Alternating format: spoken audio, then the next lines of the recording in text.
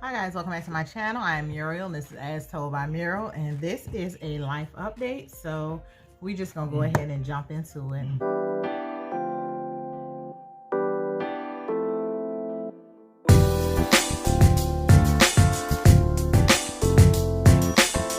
Guys, so today is August. Well, I normally record my videos same day, put them out, so no need for me to give you the date. Whatever day you watching this is the day it was probably filmed. Life update. So I am now enrolled in class 7 and 8 of the 10 class RN to BSN program at Claflin University. I will say, yeah, I think this is where it's really getting kind of deep. One class I have, it's a nursing informatics. All we're doing is discussion boards. Pretty simple. I like it. We're just doing discussion boards and 2 responses, and that's where you get your grades from. So I'm just already going to predict I'm going to get probably like an A in that class. The next class, y'all, leadership. Ooh, y'all, I kind of think I probably should have. I'm not going to say I probably should have, because the other class is pretty simple, but this leadership class, y'all, I'm already like, I'm not used to having to upload all these assignments, and I'm falling behind. We're only in week 2. I'm already falling behind. I actually got like 4 assignments I have to upload for that one class today, and I haven't done any yet. Like, I haven't done any. So after I get off here, I'm going to go ahead and try to get those done. It's just a lot. It's just a lot to this class. And I'm not used to it, because the classes before this, the first 6 classes before this, there was work and it was consistent, but it was like, it wasn't so much due at one time, but it's like every week there's like 3 assignments due, and it's just a lot. And I'm like, oh God, I should have broken these 2 classes up. But I'm in it, so I'm gonna go ahead and try to get it done. I predict for this class, well, I'm not even gonna lie, my prediction is not that good. I'm gonna pass. I plan to pass, but I have no idea what I will pass with. This class it's a lot. I'm gonna just say it like that. So that's where we stand with schooling. I'm back in, y'all. Set to graduate this year. Fingers crossed. I'm able to stick with it. Yeah, so classes 7 and 8. I think on my next video, I'm gonna break down the first 6 classes for those of you who may have some interest in attending this program. Like I said, it's an HBCU. It's based out of Orangeburg, South Carolina, and I am in South Carolina. So, you know, that's one good thing. If I plan to attend the graduation, if they have a graduation, because with all this that's going on, they may not have a graduation, just like they haven't had in the past few graduations. But if I decide to attend a graduation, it's you know, close enough to where I live, to where I can drive there and you know, don't have to take a flight or anything. I start my acute care job, going back to the hospital tomorrow. It's actually a full day of online orientation tomorrow. And then Tuesday, Wednesday, Thursday, Friday, there's orientation actually at the hospital. And I've been through this orientation before. I don't know how it's probably changed since, you know, C-19 hit. But when I did this orientation back in 2019, it was all like listening to people speak, watching little videos, learning the computer system, which that I'm very excited about, because they did transfer to, well, I mean, they're now using Epic instead of Cerner. And if you work in acute care, you know, I want to just go out on a limb and say like 70% of acute care facilities are now using Epic, and that's a system that I do not know. So I'm kind of excited to kind of learn that system. I heard at first it's kind of difficult, but once you get the hang of it, it's actually better than Cerner. I'm used to Cerner, so we will see how that goes. So yeah, I start that Monday, and y'all, I was having second thoughts. I was having second thoughts all the way up until like Friday. I was like, girl, you really don't like acute care. You don't want to work. You don't like it. Like, why are you doing this? You know you don't like it. And I'm really trying to talk myself into, you know, you already did the interview, you know, the pay rate is decent. It's, you know, it's not as much more than what I was getting when I left there. Like, I would say my pay rate has increased. I'm gonna give you a range. It's increased between $5 to $8 more than what I was making when I left there as far as my base pay. So I will be making more money than when I left, and I'm actually going day shift as well. So I'm hoping that will make some sort of difference in how I feel about working in acute care. Right now, you know, these C19 numbers, cases are rising. And yeah, it's really difficult in the hospital for nurses with C19. I'm not gonna lie to y'all, because they're it's a lot. It's a lot. And stepping back into it, having to deal with those cases, I was having second thoughts. It's different dealing with C19 patients in the hospital versus dealing with them in long-term care. There's a big difference, and yeah, we will see how it goes. Some of you may know I'm going to be doing strictly weekends. The hospital now has an incentive, though. They're, you know, because they're losing their workers again, because people are jumping on these contracts and people are leaving their jobs. So they're doing an incentive again where they are offering, I think it's an extra $30 on an hour for any extra shift you pick up if you're a full-time worker. And I was told it's an extra $50 an hour if you're a part-time worker for any extra shift you pick up. And y'all know I will be part-time. And even with the extra $50 an hour incentive, y'all, I'm gonna tell y'all, I hope I hope that I like it enough to even want to pick up an extra shift. Because you know they say money is the motive and everything, but when you don't like a place and you're miserable, there's really no amount of money. I mean, there is an amount of money, but like, is that really enough for me to pick up an extra shift? So yeah, we'll see how it go, y'all.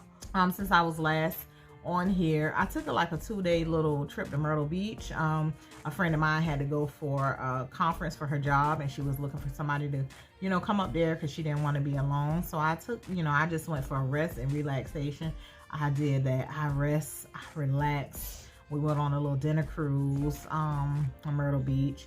It was nice. My main thing was to relax, and I did do that. I did relax. So yeah, but what else can I tell you guys?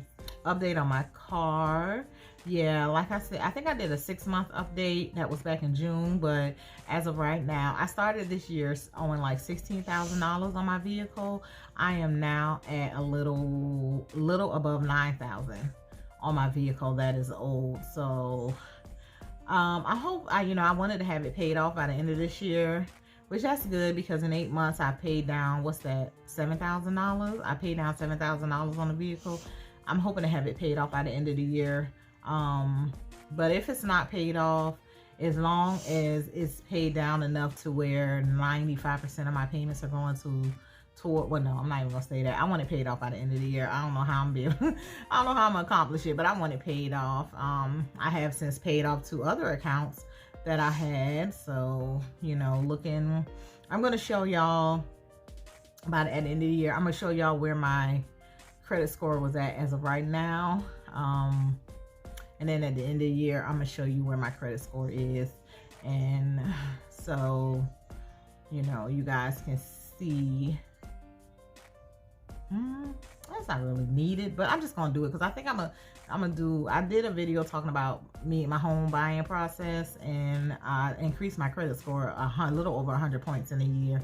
I didn't really delve into how I did it, but I took a screenshot of my credit score, what it is. I think it was like last week, and then at the end of the year, I'm going to take another screenshot and I'm going to show you what my credit score is. And I'm hoping that within this 4 or 5 months, my credit score increases by at least 60 points. So yeah, I will show y'all how I accomplished that. That'll be something else I'm going to be doing on here. Well, I started working at this facility through one of the agencies, and the pay is not really all that. The pay is not the best, but when I tell y'all, oh my goodness, when I tell y'all, easy, relaxing, easy. This is one of the easiest jobs I've ever worked, and I worked there so much. I've gone there so often. Like, I've been steadily going there for the last 3 weeks. Been pulling like 4 days a week with him, and it's to the point now I think I'm going to take a part-time job with them. Y'all know I'm going to be at the hospital every Saturday and Sunday, but I think I'm going to pick up like maybe 3 days a week at this facility, because I know the pay is not going to be that great. It's like an assisted living memory care facility, and like I said, the pay is not that great, but when I tell you, I mean, there's no stress. there's no stress. I do have to use my nursing judgment on a lot of things, and I have been able to get a few things corrected that I found wrong at the facility. I'm being proactive because y'all know I love my elderly people. Like those that's my people. And when I see things not right, I try to correct them, because I work on the memory care unit. They don't have a voice for themselves. I try to be the voice for them. If their family see things and bring it to my attention, I try to make sure it gets handled that day. Yeah, so I've been working there, and although it is not the best money, I like it. I like it there. So I'm looking at taking a part-time job there as well, doing like 3 8-hour shifts, 3 to 11 shifts during the week. And so that will leave me like 2 days off during the week outside of working at the hospital. But you know, when a job is so easy that it's not like a job, it's not like work for you, compared to the work I've been doing in long-term care, this is like, I mean, easy breezy. Like I could take my laptop to work and probably get 2 assignments done in one shift just from all the downtime I have on this other job. And it's worth it to me. It's worth it to me to take the pay cut for less stress. I was talking to my nephew the other day, and he was telling me he's enrolling his last set of classes before he graduates with his LPN. He's attending ECPI. Will be done in October. I think I have a subscriber out there named Queen Reese. I know she finishes in October. I don't know if she's attending the ECPI where she lives, but with them having October finish dates, I'm thinking they may be going to the same school, just in different places. And he was telling me like how he cried, and you know, and I was like, I told him don't feel bad. I was like, because I cried so much in that RN program till like I would go in my closet and cry, because I wanted to quit so many times, y'all. I wanted to quit like every other week, and I just had to cry and get that frustration out, because that was the only thing that would help me. Because it was like nobody really understood, other than my classmates. Nobody really understood what we were going through, because the school that I went to is considered one of the toughest schools in the Midlands area. A lot of people don't like to go there. A lot of people do go there, but a lot of people don't like to go there. They try to look outside of the area, even if they live here where I live, because it's known to be one of the hardest schools in this area. And it's an associate degree program, and it's hard. Even the BSN students that go to other schools, they say they don't even have to do half the work that we were doing in the ADN program. So yeah, just setting the scene. Like they say, like if you graduate from this school, hospitals snatch you up, because they know you came pretty much like prepared for what it's going to be. Like the hospitals would choose you over a BSN student at that time. Now I think it's whatever. But at that time, like from when I graduated on back, it was like the hospitals would snatch you up before they snatch up a BSN student, because they know that you were basically trained and educated by the best. So yeah, I attended that school. I cried like every other day. Like, yeah, and I told him, you know, however you want to deal with your frustrations, deal with it. If you gotta cry every day, just don't give up. And even if you happen to fail a class, don't give up, go back in. Because when I graduated, there were like about 3 or 4 people in our last semester that failed the class, and they were heartbroken. I was heartbroken for them to think that they would have to go back through this program again. But let me tell y'all, there were some people who I graduated with who failed their last semester. They went back in, they finished the next semester, graduated with their ADN. They've already achieved their BSN. They're on their way to get their FNP. Like they're on their way to the master's degree. So it's not about when you finish and who you finish with that determines how far you will go. It's about finishing. As long as you finish, it doesn't matter if it takes you, some people it might take 5 semesters, it might take others 7 semesters. It doesn't matter when you finish, as long as you finish. However, you got to deal with that stress and whatever, deal with it. Cry every day. If you got to cry every day, if you got to cry on the way to class, do that, you know. Don't be ashamed, because nursing school, I've been told that nursing school is actually harder than going to school to be a medical doctor. I've been told that it is one of the most stressful programs ever. So Yeah, that's just something I wanted to say for all those nursing students who are going through, who feel like they might feel ashamed because they're crying, or they feeling dumb because they can't get it, or they just feel like, you know, this isn't for me. And yeah, it's hard. It's hard everywhere. Cry if you need to cry, shout if you need to shout, close up in your, like, whatever you got to do to get your relaxation on, get you a massage, just release that, like, whatever you need to do it, as long as you finish. So guys, yeah, I said this is gonna be a short one. This is a short one. I really don't have much to say. I am Muriel. This is Asshole by Muriel. Yeah, I'll talk to you guys later. Bye.